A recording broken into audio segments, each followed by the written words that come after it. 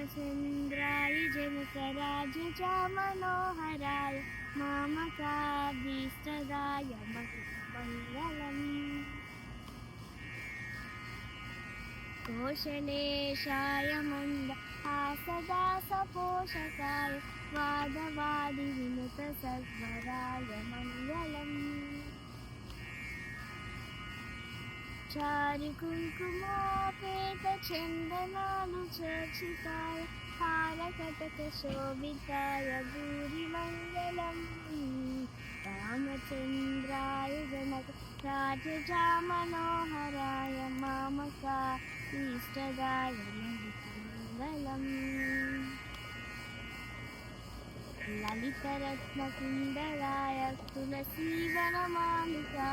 जलजसदृशदेहाय चारुमङ्गलम् देवकीसुपुत्राय देवदेवोत्तमाय पावजादुर्वराय भव्यमङ्गलम् रामचन्द्राय जनकराज्यचामनोहराय मामकाभीष्टदाय मङ्गलम् पुण्डरीकाक्षाय पूर्णचन्द्रवदनाय पाण्डजावाहनाय अखिलमङ्गलम् विमलरूपाय विविधवेदान्तवेद्याय सुमुखचित्तकामिताय शुभमङ्गलम् रामचन्द्राय जनकराज्यचामनोहराय मामकाभीष्टदाय मङ्गलम्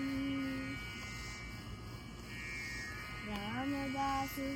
मृदुलहृदय कामरसनिवासाय स्वामी बद्धगिरिवराय सर्वमङ्गलम् स्वामी बद्धगिरिवराय सर्वमङ्गलम् स्वामी बद्धगिरिवराय